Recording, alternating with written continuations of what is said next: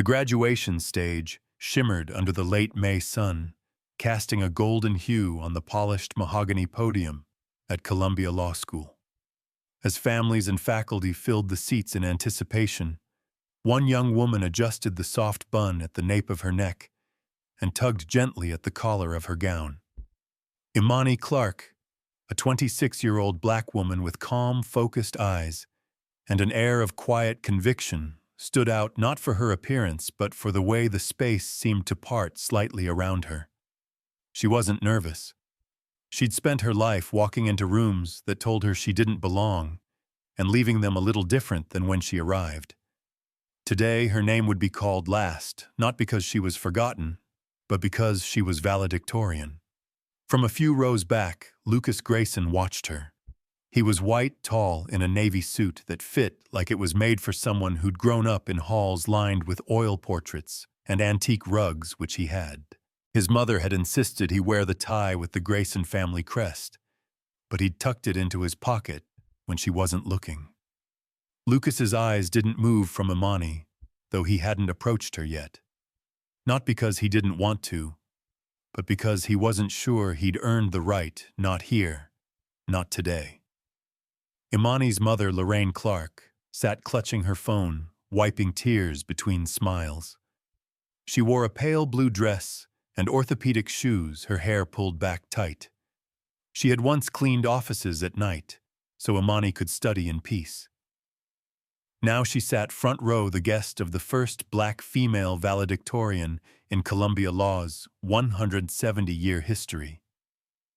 Behind the scenes, faculty whispered names into mics, and somewhere backstage, someone knocked over a tray of water bottles. But on stage, Imani stood still, her back straight. She'd chosen not to decorate her mortarboard with glitter or slogans. Instead, a single gold pin read, "Justice, not permission." Lucas shifted in his seat when he spotted a familiar pair of heels clicking down the side aisle, his sister Chloe. She looked polished, camera-ready.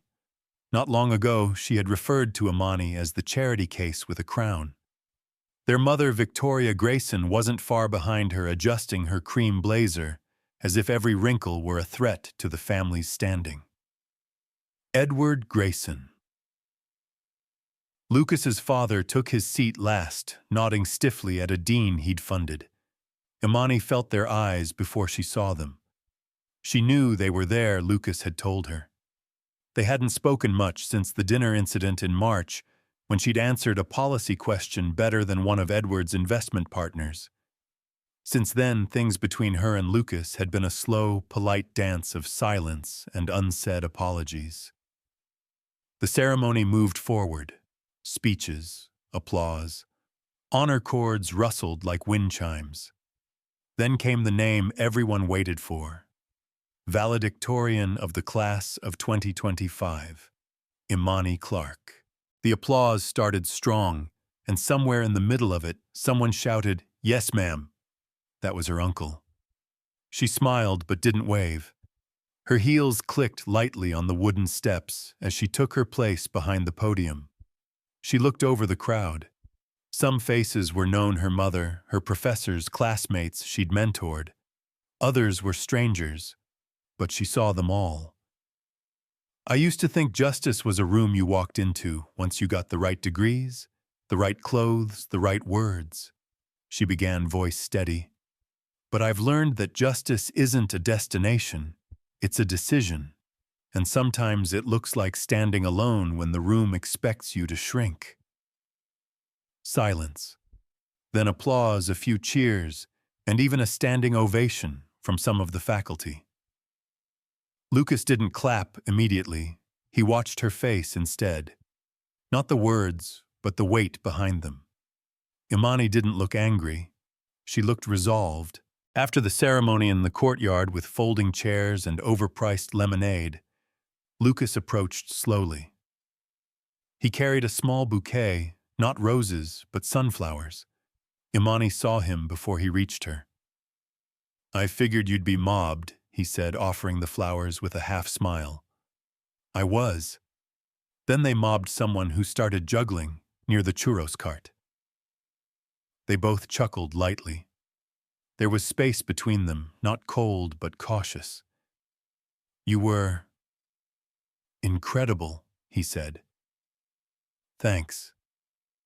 She took the flowers. "Your family's here." He hesitated. "They are. They're throwing a dinner. Asked if you'd come." She didn't answer right away. A breeze lifted the hem of her gown. "I need to think about it," she said. "I know." Imani looked past him to the line of students taking selfies with the lion statue, to her mother, still hugging someone from the neighborhood who used to drive her to evening classes. She wasn't sure what dinner with the Graysons would bring, but she knew she was no longer the one needing to impress anyone. As Lucas stepped aside to let her pass, she gave him one glance, not cold, not warm, just a look that said, "I'm watching. Let's see what you do next." He didn't know if he'd been forgiven, but she hadn't walked away, and that was something. The reception hall of the River Cafe shimmered in the late afternoon light, the Brooklyn Bridge stretching like a rib cage of silver bones beyond its arched windows. Imani Clark sat at the far end of the room with a plate of grilled halibut she hadn't touched. Her valedictory address had ended just over an hour ago, and now she was surrounded by polite strangers in designer suits who pronounced justice like it had a price tag. Lucas Grayson sat beside her, noticeably tenser than during the ceremony. He wore the same navy suit, but now his fingers tugged at the napkin in his lap. His family had reserved this entire dining room to celebrate, though no one had asked Imani if she'd wanted that. It was Chloe's idea. She'd said it would be a good gesture. Imani knew better. It wasn't about welcome. It was about appearances. The waiters moved gracefully between tables, and soft jazz spilled from the speakers above. The menu had no prices, which Imani noted out of habit, not surprise. Lorraine Clark, in a fresh floral scarf Lucas had bought her, sat near the end, smiling politely.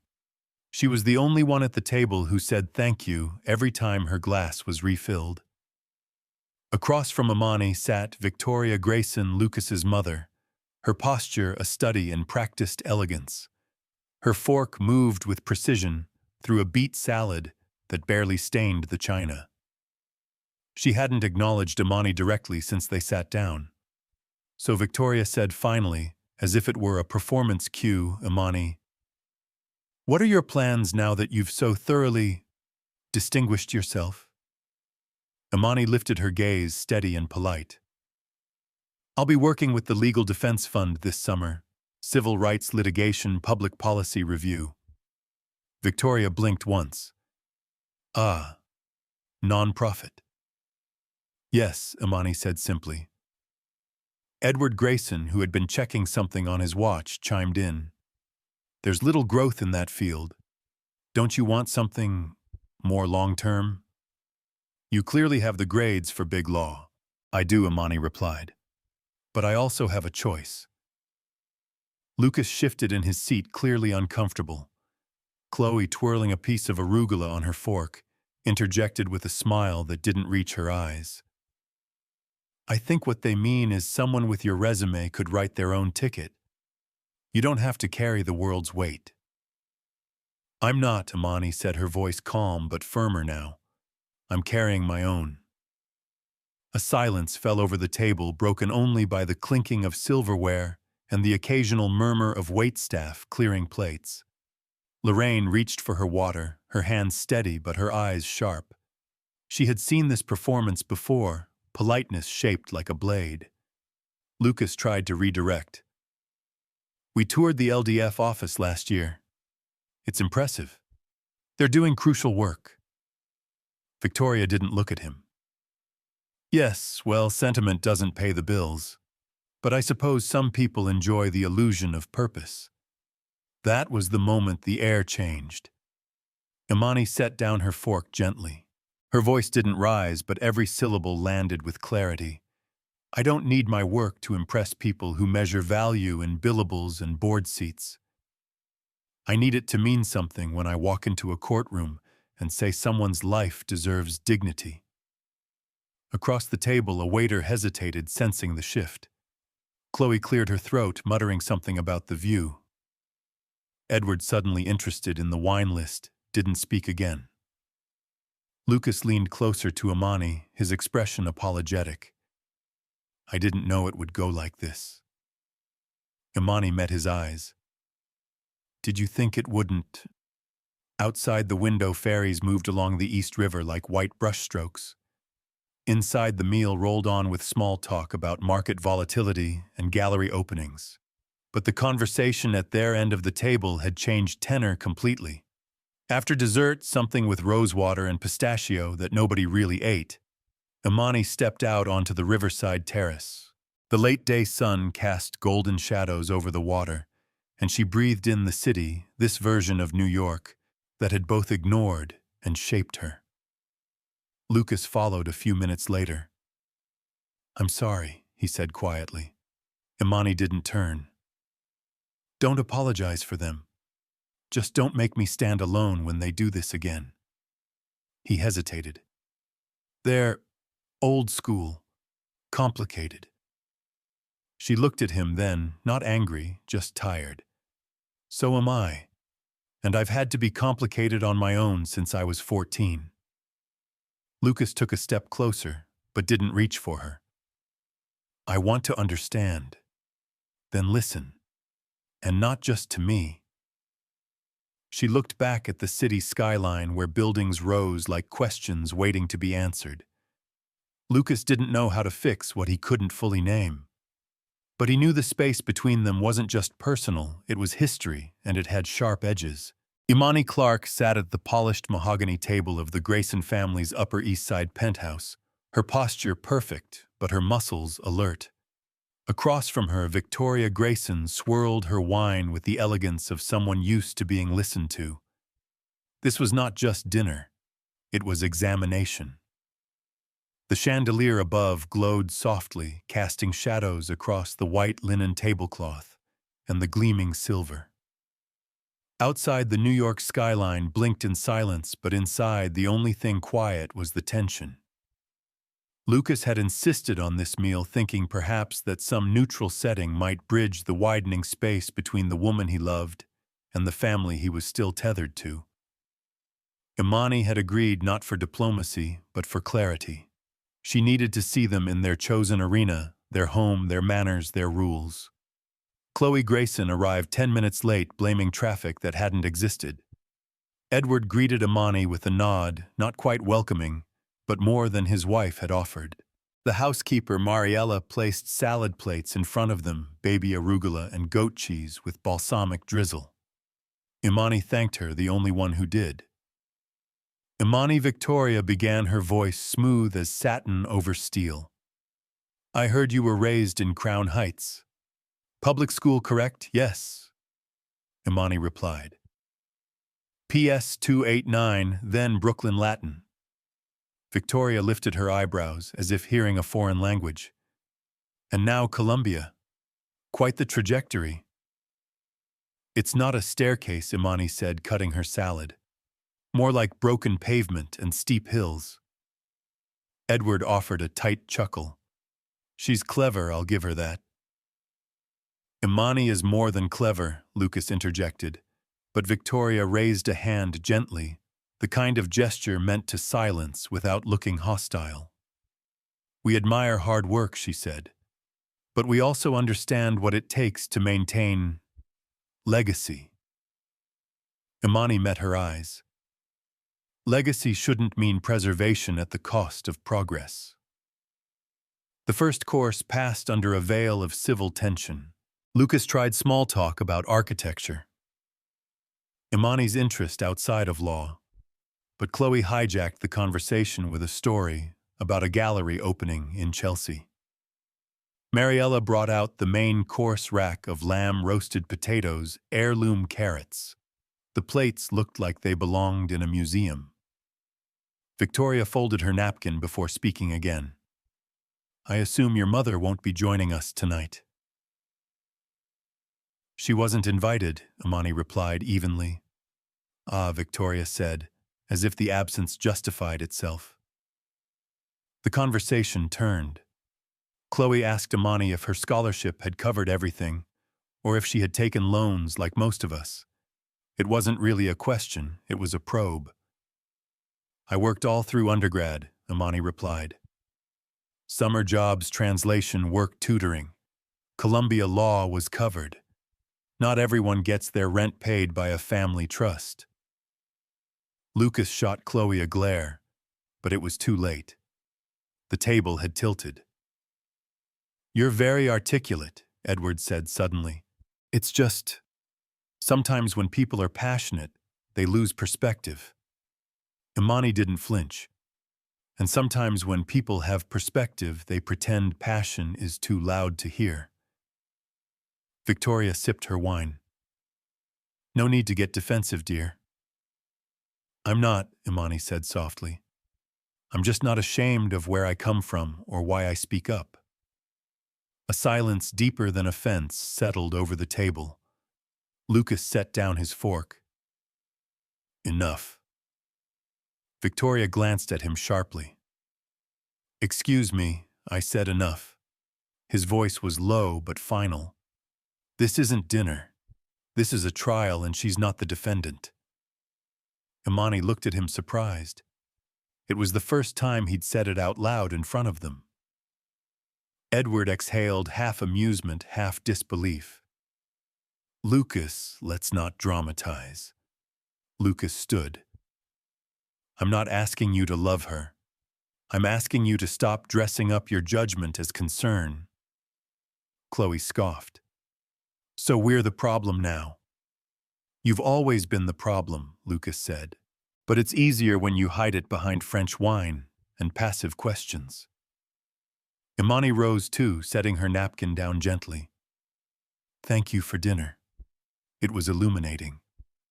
She turned toward the elevator.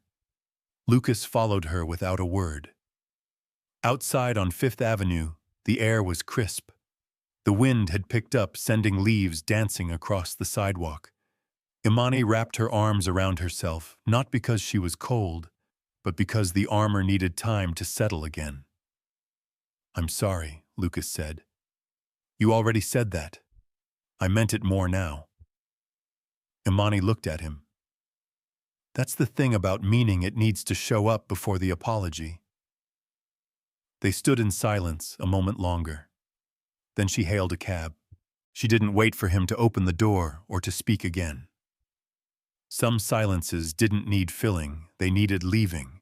The next morning, sunlight spilled into Imani Clark's modest one-bedroom apartment in Harlem, catching on the legal textbooks stacked by the window and the handwritten affirmations stuck to her bathroom mirror. She sat at her small kitchen table, a chipped ceramic mug of ginger tea, warming her fingers, the city waking gently outside. She hadn't slept much, not because of what was said at the Grayson dinner, but because of what hadn't been said. She scrolled through her phone absently. A few classmates had posted graduation photos. One tagged her in a boomerang video of the standing ovation. She turned off the screen. Validation wasn't a cure for insult. Later that day, she visited her old high school in Crown Heights to speak with students in the pre-law club. Dressed in a navy blouse and black slacks, Imani stood in front of a classroom where the walls were still plastered with college pennants and hand-drawn posters. The students were mostly black and brown kids, some slouching, some wide-eyed. She told them the truth. That law wasn't glamorous. That courtroom victories didn't always feel like justice. That sometimes the biggest win was staying in the room when they tried to edge you out. One girl asked, "What do you do when they act like you're lucky just to be in the room?" Imani smiled gently. "Remind them I didn't sneak in, I earned the key." Back in Manhattan that evening, Lucas sat alone at Small's Jazz Club. The music soothed but couldn't distract. He was ashamed not of his family's condescension, but of his silence over the months. He'd thought that loving Imani was enough. That proximity could stand in for protection. But last night had made something clear: neutrality is its own kind of violence. He pulled out his phone and typed out a message, then deleted it. Meanwhile, Imani was reviewing briefs in the LDF summer office near 125th Street when she received a call from Professor Eleanor Shaw. Imani, the professor said warmly, "I just left a meeting with Cravath. They're expanding their civil litigation pro bono work and asked for recommendations." Imani blinked. Cravath, as in Cravath, Swain and Moore. Yes, that Cravath Shaw chuckled. And I gave them your name first. But I thought they only took from their pipeline schools. They're changing, slowly, and someone on their board forwarded them your speech, said it moved them. Imani leaned back in her chair, stunned. I didn't even apply. You didn't have to, Shaw said. They asked for you. After the call, Imani sat still, hands folded, heart steady. The same words that Victoria Grayson had called sentiment had opened a door no resume ever had. The irony wasn't lost on her. That night, Lucas showed up outside her building. No text, just a soft knock at the front door of her brownstone unit. I'm not here to fix anything, he said. I just want to say what I should have said last night. She crossed her arms. Which part? All of it, he answered. I was raised to believe that keeping peace is noble, but peace built on silence is just a prettier kind of injustice. She didn't speak, he continued. You stood up alone. I should have been standing next to you the whole time. And if that means losing comfort to gain clarity, then so be it. Imani searched his face. He wasn't pleading, just present. I got an unexpected call today, she said finally. Lucas tilted his head. Cravath. They want to interview me. His eyes widened. That's incredible. It is, and it came from my words, not their approval. I never doubted you, he said. I know, but you let them doubt me out loud. There was a beat of silence, clean and necessary. Then she added, This doesn't erase what happened, but it tells me something important. What's that justice listens, even when people don't? Lucas nodded. So, may I try again?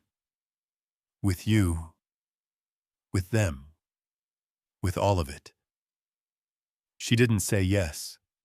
She didn't say no, but she stepped aside so he could come in out of the cold.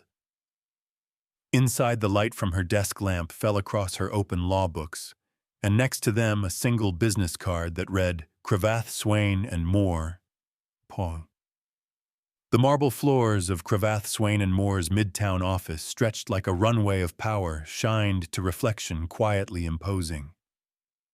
Imani Clark stepped out of the elevator in a navy sheath dress, heels clicking with purpose. Around her, associates passed with coffees and case files, too busy to glance twice. But the receptionist did.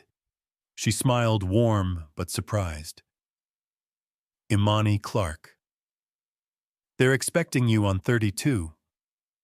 Thank you, Imani replied. The ride up was quiet. Just her and her reflection in the elevator doors, poised, brown-skinned, calm. She thought about her mother, who once ironed uniforms at 3 a.m. so Imani could sleep for her SAT. She thought about the Graysons, about that dinner, where Justice had been dressed in wine and backhanded compliments. And she thought about the girl in Crown Heights, who used to argue with the mirror before school, preparing for a world that never expected her to win. On the 32nd floor, the view of Manhattan sprawled beneath the sky like a promise and a dare. The interview was brief but intentional. A round table with 3 senior partners, questions about litigation strategy, public trust, and courtroom decorum. They mentioned her speech, the room, and the crown metaphor. You didn't sound angry, one said. You sounded clear. I am, Imani answered. Clarity is what they fear. They nodded, impressed, but unsure how to show it. Old institutions were still learning the language of transformation. When she stepped back onto the street, it was almost noon. Harlem felt louder after the hush of Midtown Towers. She stopped at a street vendor near 125th, and Lennox ordered a knish and a ginger ale, and sat on a bench outside the Schomburg Center. The bag on her lap held a folder with Cravath's logo and a preliminary offer. It wasn't just a job. It was a signal. Her phone buzzed. It was Lucas. Lucas. My parents saw the Cravath announcement. They're pretending to be surprised. Imani, tell them the crown girl figured out elevators go up. He replied with a laughing emoji, then added, they asked to meet, all of them, properly this time. No traps. She didn't respond right away. That evening, she sat with Lorraine in their old kitchen in Crown Heights. The walls were still the same pale yellow, the cabinet hinges still squeaked. Her mother listened quietly as Imani explained everything, the speech, the dinner, the call from Cravath, and now, this invitation from the Graysons. Do you want to go? Lorraine asked. I don't know, Imani said honestly. Part of me wants to make them sit through the silence they gave me. Lorraine stirred her tea. And the other part wants to walk in like I never needed their table to begin with. Her mother smiled. Then walk in, baby. But not for them. For the little girl you used to be. The next day, the meeting took place at the Grayson Foundation headquarters, downtown Neutral Territory, at Lucas's request. Imani wore a black blazer, no makeup, and a single gold pin, justice not permission. Victoria Grayson stood as she entered, which was a surprise.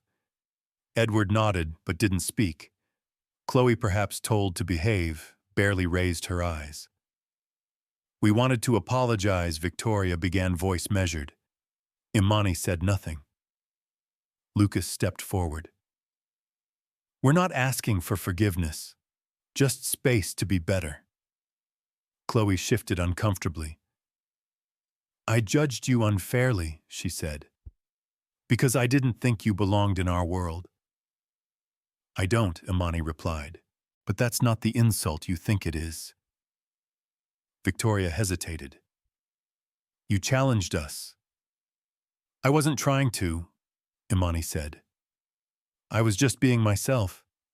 You're the ones who made it a courtroom. Silence. Then Edward finally spoke. If you take Cravath's offer, we'd like to support your work.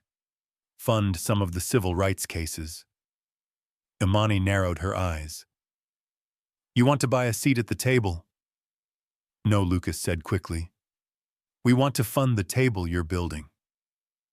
There it was, the line she didn't expect. It wasn't a twist. It was an echo. Something she had said weeks ago, now returned by someone who had finally listened. I'll think about it, she said, and stood. As she left the room, the sun broke through the window behind her, casting her shadow long across the conference table. She didn't look back. But for the first time they did. The summer dusk wrapped the Brooklyn Bridge in soft gold, as Imani Clark stood near the center span, wind brushing against her navy trench coat. Tourists passed behind her, taking selfies with the skyline, while cyclists rang their bells and swerved around meandering couples. She wasn't here for the view, but for the stillness it offered in motion. Her phone buzzed in her pocket. The offer letter from Cravath had arrived digitally that morning, complete with signature, line, and start date. She hadn't signed yet. Down below, the East River shimmered like a question. Imani had spent her life crossing bridges, literal and metaphorical, some shaky, some burned, others rebuilt through sheer will. Tonight, she needed to feel her feet on something solid. A voice called out behind her. I figured you'd come here. Lucas approached, his hands buried in the pockets of his coat. He looked more grounded these days, less polished, more real. I remember you said this spot helped you think. He continued. She nodded. It does. You can see everything from here, the past behind you, the city ahead. He stepped beside her, careful not to crowd. Cravath's waiting, he said. I know. He studied her expression. You're not hesitating because of them, are you? No, she said. I'm pausing for her. He frowned slightly. The girl I used to be. The one who used to sit on her fire escape and wonder if she'd ever matter outside her zip code. Lucas didn't speak. He let the wind and the steel cables hold the silence. Finally, she turned to him. Do you know what the hardest part of all this has been? He shook his head. Not the work. Not the pressure. It's carrying other people's disbelief like luggage every room I walk into. Even when I succeed, it echoes like I'm lucky, like I surprised them. When does a black girl stop being a miracle and just get to be expected? Lucas's jaw clenched, not defensively, but with grief. I don't know, he admitted, but I want to be part of the world that helps change the answer. Imani exhaled slowly. The sun dipped further behind the skyline, and lights flickered on across the city like thousands of quiet decisions. I'm going to sign it, she said, and I'm going to use their name to open more doors than they even knew existed. Lucas smiled. That sounds like you. They walked back across the bridge together, not holding hands, but in rhythm. The distance between them no longer full of hesitation, but filled with shared light.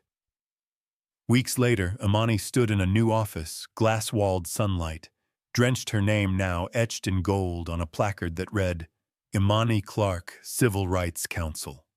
Her first case involved a housing discrimination suit in Queens, a battle that wouldn't make headlines, but might change a family's life. Across town, Lorraine Clark received a large envelope. Inside was a framed photo of Imani on the Brooklyn Bridge, and a check made out to a new scholarship fund, the Clark Initiative, for Girls Who Rise. And at the Grayson Foundation, Chloe dropped off a report about equity programs in underserved schools. At the bottom of the page, in her own handwriting, she'd written, We don't set the table. We widen it. Imani's voice from a recording of her graduation speech played during a podcast that week. Her words drifted through the city. They said I wore a crown I didn't earn, but I wasn't given it, I built it. And I didn't ask for your table. I brought my own. And as Harlem lit up behind her and Midtown ahead, Imani Clark stood not between two worlds, but as the bridge connecting them lit by the truth she had carried all along. Sometimes in the quiet hush just before a city turns on its lights, you catch a glimpse of something steady like a young woman standing alone on a bridge, her back straight, not from defiance, but from the weight of having carried herself this far. Imani Clark didn't shout to be heard. She didn't push to be seen. She simply walked step by step through rooms that doubted her, across tables that dismissed her, and into places where her presence became the proof that expectations had been too small all along. In a world where some voices are dismissed before they even speak, Imani reminded us that dignity doesn't arrive with titles or approval. It is built in silence, earned in private, and revealed when it matters most. Her journey from a public school desk in Crown Heights to a civil rights office in Midtown was never about being exceptional. It was about proving that exceptionalism should never be reserved for the few who were born expected to succeed. The heart of her story isn't in the job offer, or even in the apology she received. It's in the quiet resistance of showing up every day with integrity when no one expects it. It's in choosing not to return insult with insult, but with brilliance. And it's in the choice to build a longer table rather than tear down someone else's. Because here's the lesson we sometimes forget: it is not enough to say we welcome everyone if the room still whispers when they enter.